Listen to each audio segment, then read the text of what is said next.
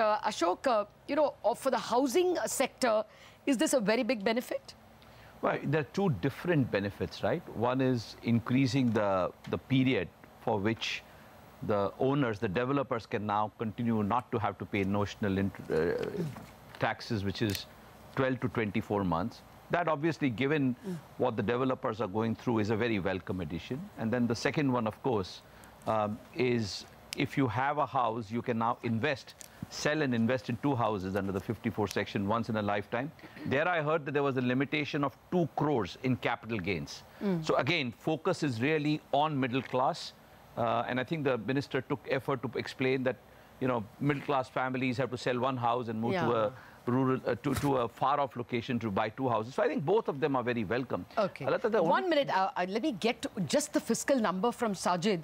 Sajid, do you think this 3.4% fiscal deficit is a credible number?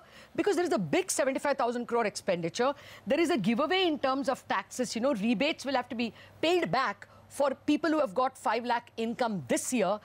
So next year's income tax kitty will be lower by about 22,000 crore. It looks like a 1 lakh crore less. Sajid, is this a problem in terms of reaching the fiscal deficit even of 3.4? Lata, so, I think to start with, the good news is I think the farm relief package was smaller than some had believed or feared. Yeah. That's about 0.3% of next year's GDP. If you look at the tax rebate, it's about 0.1% of next year's GDP. So the real question is to stick to 3.4 next year. Where will the incremental 0.4% of GDP come from? Is it coming from some rationalization and expenditure, which will make it more credible? Or is it coming from the revenue side? We haven't got the details of what the tax buoyancy is. If it's all expected to come from tax buoyancy, I think that's a little bit ambitious next year, unless there is significant tightening of GST compliance over the next 9-10 months and GST collections next year jump up meaningfully. So that's one thing I'd look for. The second thing I'd look for is what is happening off balance sheet. Was there some borrowing in FY19, and is there some budgeted borrowing for FY20? That's the effective fiscal deficit we'll focus on. Okay. Sajid, just stay on. We have Vallabh Bhansali, who's also with us. By the way, the markets, the Nifty is now up almost 150 odd points. Vallabh, thanks for joining in. Would you be happy with the fact that there's a big package for the farming as well as the middle income community, which could perhaps boost consumption? Or would you be a bit disappointed because of the fiscal slippage that the government announced? I think I'm very happy that this package has been given out. I spend a lot of time on the social field, and when I see that kind of distress, this is clearly most needed, and I think has been judiciously done. We must have a termination date for all such things, that in the next 5-7 years we will come out of it, but that today is not the day to talk about it. I think both the pension scheme for those who are completely unprotected, we see such people every day in our homes and around us. I think this is very humane, very necessary. And good thing is that, there's high propensity to consume for such people, which means it will give a boost to consumption also. Yeah, but Mr. Bhansali, as far as the fiscal deficit number is concerned, I think we must see. Sure, go ahead, sir, sorry. We must see what's happening around us in the world. What's happening around us in the world. I think the whole boost the world felt has started to slip. We must keep the consumption going. With high interest rates of the kind that we have, we definitely can afford, and the low inflation that we have, we can definitely afford a slightly higher fiscal deficit. And for the causes for which such deficit is arising, whether it is, support to defense or to, much needed relief to social sectors, I think the bond markets and all seem to be comfortable with this. So I think 3.4% under special circumstances, I think is absolutely acceptable. And they must work towards the FRBM in the longer term, which is the total debt to GDP ratio, which I feel quite confident that they should be able to achieve. So all in all, I'm very, very comfortable with this. Okay. Do stay on, Mr. Bhansali and Ramesh Damani. We have Amitabh Kant, who has joined in, the CEO of Niti Aayog. Mr. Kant, the big farm package is that 75,000 crore package of 6,000 rupees per owner of 3 acres of land. Now, that doesn't give much for tenant farmers, isn't it? It is landowner biased, you would say? No, but the big thing, Lata, is that moves away. There's a very major structural reform and moves away sharply from farm loan waivers to direct benefit transfer, and to that extent it doesn't distort markets, it doesn't distort credit history, and therefore that is path-breaking in many ways, that it's going to put money in installments and 6 installments, and it'll cover about close to about 12 crore families. So this will have a big impact. And I think as far as the budget is concerned, it puts resources in the hands of the farming community, it puts resources in the hands of the rural community, which to my mind will push up demand in a big way. In both in the rural areas, and this overall will give a thrust to the economy. Mr. Kant, good afternoon. How does one accurately target farmers with less than 2 hectares? Are these records available at the moment? Yeah, these are quite a bit of work has been done in Niti Aayog around the states, and our view is that adequate amount of records are available to track these farmers and put money straight in. The good thing is that we were able to open bank accounts, so you'll be able to put money directly into the bank accounts of these farmers. No, that means that basic homework has been done on so this 10 scheme. crore land records are available right away. They are clean records. Not 10, 12, over about 12 Yeah, that is 12 crore, but 20,000 crore has been set aside this year. So my assumption is this year, the first tranche of 2,000 crore which will that's go, right. You already have those records clean. That's right. That's right. That's right. That spade work has been done. Okay, that's good to hear. Mr. Kant, You're right. Okay. Yeah. Just finally, do you think that the fiscal numbers are tallying? I mean, it's a giveaway of 75,000 crore next year. Plus, I believe another 22,000 crores if the rebates are also counted. What kind of tax buoyancy you need to meet this 1 lakh crore of expenses? I mean, lower revenue and higher expenditure. Yeah, but the perspective is that they should give a drive, they should give a huge impetus to India's economy. Once you put resources into the hands of both the agriculture and the farming community, I think, Lata, rather than look at that, because this is, you need to look at the narrative of the budget, because you are getting into, 2 months down the line in such a budget, you're getting into elections 2 months down the line. The perspective of any government or any finance minister has to be whether you are able to radically bring optimism in the country, whether you are able to bring a new narrative into the country, whether you are able to spell out the big picture, whether you are able to spell out energy and vibrancy and dynamism, and not get into real sharp numbers. The only number one could be worried about was the fiscal deficit, which at 3.4% to me doesn't really matter. I'm not a great believer on 3.3 or 3.4 as long as additional resources get into infrastructure creation. So the big narrative is all there, and the good thing which the Finance Minister, Mr.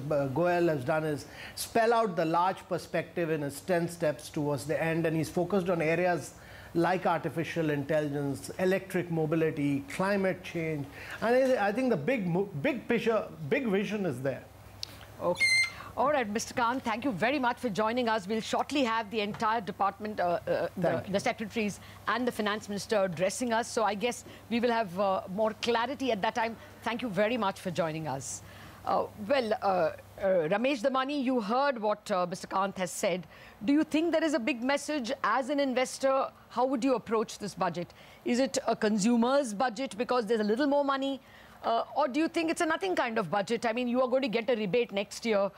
Do you think you're going to buy a Maruti or a Hero Honda or a Hero Motor stock just because next year those who have earned less than 5 lakh are going to get a rebate? Is there anything to be excited for someone holding consumer stocks?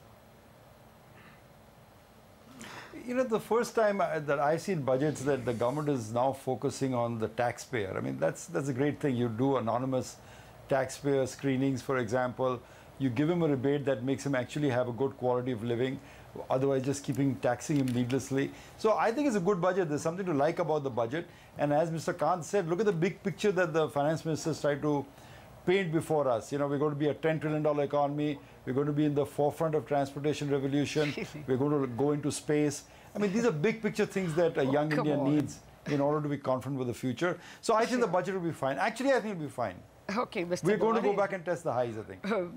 Okay, that's a positive coming from a person like you, that we are going to get back to that 11,000 mark. Actually, we are at 10,966. So clearly, at the moment, the market has taken the budget very positively. Mr. Bhansali, would you say that for a stock market investor, there is a great deal over here?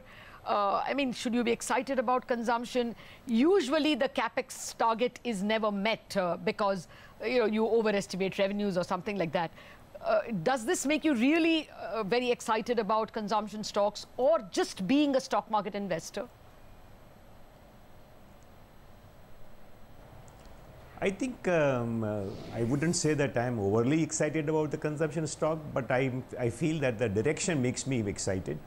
I think the direction in all fronts, whether it is supporting the taxpayer, attending to what was really distressed, whether it was real estate, farmers, or the unorganized persons, etc. So I think on various fronts, from setting a big vision to the small nano areas, the finance minister has been sensitive and has done something wonderful given the constraints that he was in. And the rest, of course, we have the election before us. So I think one cannot get too excited in an environment like this. But for the day, for the moment, I think this is 9 on 10 or more. Okay, 9 on 10.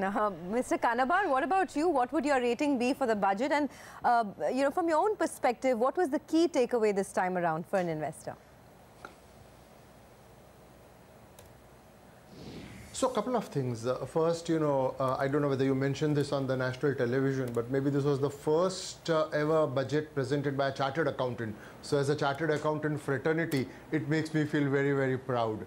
Number one. Number two, I think number of key things, there was a question which was asked, and maybe I can try and attempt to answer that with regard to the rebate. I think it's a very innovative way of looking at taxes. So what you're doing is you're not really reducing the rate of tax, you're not increasing the slab.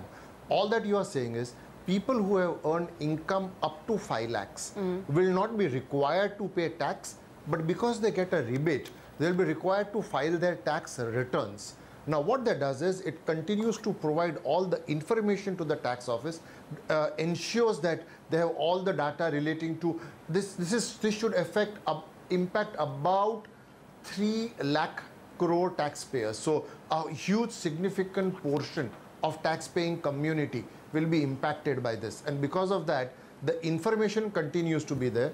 With regard to the year, obviously any proposal that comes in the finance bill is effective from the next year.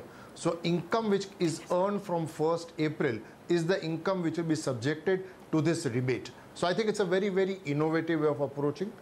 I would also say that so far as the real estate sector is concerned, while there is not a huge amount of things, but number of small things, all very, very positive.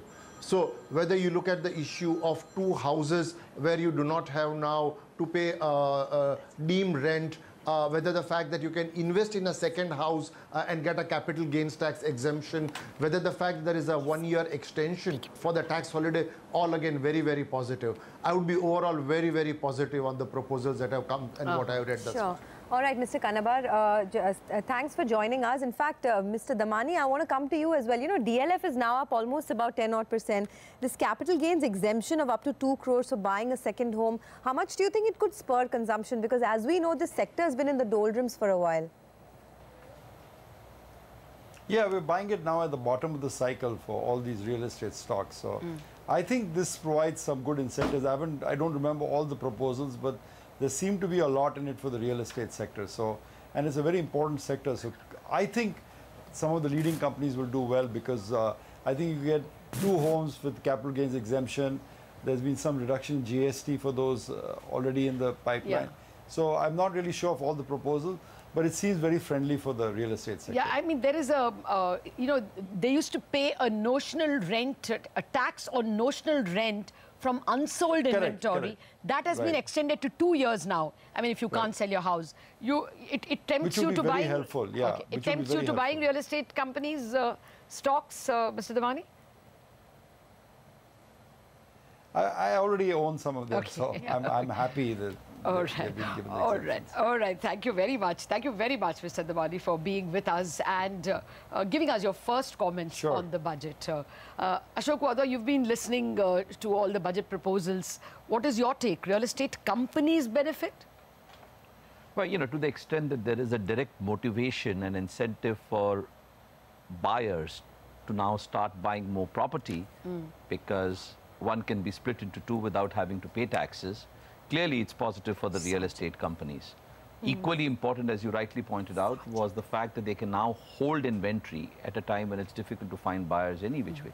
So I would say yes, overall, this sector, don't forget, this sector constitutes 10% of our market. And it's really had no support over the last 3 to 5 years. Oh, yes, and not even enough money. High time it got some support, and I'm glad it did. Okay, I just want to mention that. I want to ask Sajid if he's got any data. I mean, I know we're all struggling with not being able to open the website. It's taking time. But Sajid, could you get any idea of how much of tax revenue increase is assumed? I mean, is it like 14, 15%? Is it in line with nominal GDP? We're not even able to get the budget at a glance page here. Yeah, Lata, with the caveat that these numbers need to be double checked, I think the assumed tax buoyancy for next year is about 1.3 on a nominal GDP growth of 11.5. Now that has to be confirmed. I think that the key is that GST collections next year have been budgeted to grow at about 20%, 18.5%, right? And I think that is going to be the key to these numbers. So to step back, bond markets have begun to sell off because the gross borrowing number was higher than they had expected. But frankly, if the government can stick to 3.4% next year, that would be an acceptable target for bond markets. The key is going to be whether you get GST collections growing by 17, 18% on a nominal GDP of 11.5. And as I said before, that will come down to how effectively we can improve compliance before the budget. If that doesn't happen, my fear is in the second half of the year, as revenues undershoot, there'll again be growing fears of some fiscal slippage later. Okay, well, you know, just for those of you who are watching, at the current year, the indirect tax increase was budgeted at 23%. What we have done from April to December is 6%. So if you're going to assume for next year, as Sajid says, 17%, again, we still don't have the final numbers with the websites not responding just yet. So much for Digital India. It's not responding just yet, but still an assumption of 17%, considering that this year we did only 6% rise in indirect taxes in the 8-9 months whose data we have. It looks like it's an ambitious assumption. It's possible that GST glitches will be ironed out. Anything you have to add? No, add to that you already have seen one round of reduction last month, and there is further promise to rationalize rates at 18%. So you're now talking about 6 going to 18% at a time when there's a reduction. Now, clearly, reduction, as we've seen in income tax, has resulted in greater compliance and greater collection. So there could be some buoyancy coming out of that reduction, but I would think it's a very ambitious target. Okay, Sajid, so just to summarize this, what would the impact be in the money markets on the bond yields going ahead because of these issues that we spoke about, unrealistic revenue assumptions, slippage in fiscal deficit and the gross borrowing program much higher than what the street was looking at? So now, to be fair, I mean, let's step back. To be fair, I think the direct tax collections are doing better. So to the extent that growth picks up next year, we can expect to get a little bit more buoyancy from direct taxes, to be fair to the government, and hopefully that will make the ask on indirect taxes a little bit lower. I come back to the fact that I think a 3.4% number is acceptable if markets have the conviction going forward that that number is tracking. Secondly, remember, we also believe that there's been a huge tailwind from open market operations this year. If that were to continue into next year, that will keep bond markets pretty reasonable. All of this, however, gets revisited in July. These numbers only hold true till July.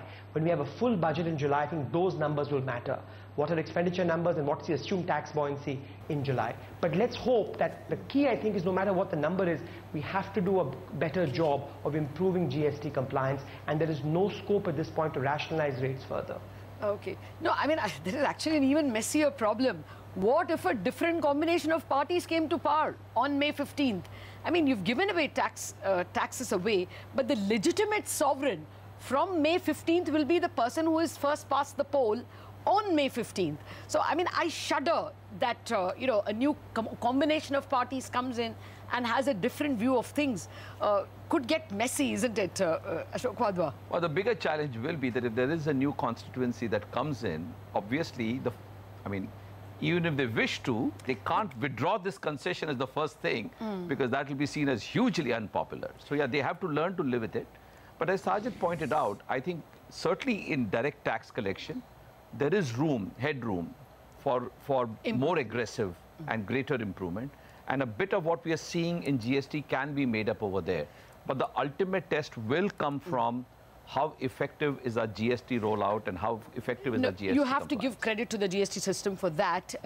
I understand from those who were part of the GST, you know, drafting, that in Thailand, for instance, when GST was imposed, the indirect taxes grew only by 7%, or, you know, less than the previous year in terms of indirect tax, but direct taxes grew by 21%, because those who were not paying taxes at all had to, you know, declare their income. So direct taxes went up very sharply, although indirect taxes plodded on. And then just again, hold on. Okay. If you just compare India's performance since GST got introduced, both direct and indirect taxes, the total impact, and then compare it to almost any other country, I would say India has done at least as good a job, if not a better job, of improving tax collections overall. Okay, fair point. We have Betty joining us. Yes, in fact, the market doesn't seem to be perturbed at all.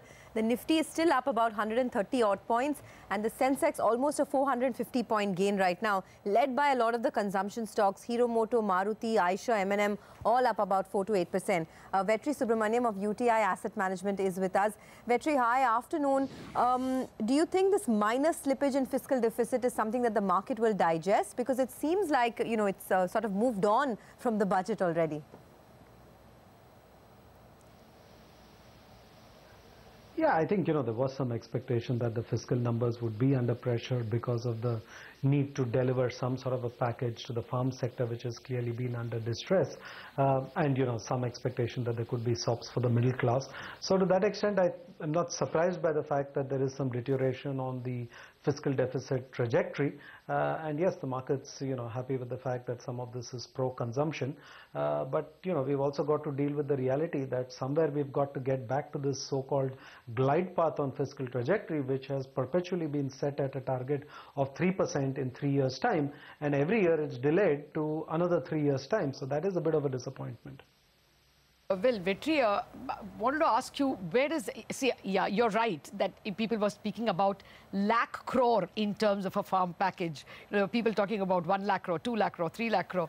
So to that extent, 75,000 crore is certainly a relief for the bond markets, which is why perhaps it's not reacting too negatively. I take your point. But as a stock market investor, does this enthuse you to buy any consumption stocks? A little more money with a lot of farmers, a little more money with the income tax, lowest bracket of income tax payers when they get their rebate next year? No, I think certainly it's positive from a consumption point of view, Lata. You know, think about it, the 75,000 crores of income which will go into the hands of people, and in addition the IT benefits that they've talked about would add another 25,000 crores. So there's 1 lakh crore of spending power which will be available additionally to the economy, so it's a good thing for the consumption stocks. But I wouldn't draw a straight line from there to go out and buy those stocks, because I think that's got to be a function of where you think valuations are and where you think the longer term growth trajectory is. So certainly today's reaction is justified by the positivity, but, you know, I don't think you would directly, you know, use that to draw a causal relationship to making a buy argument out of it.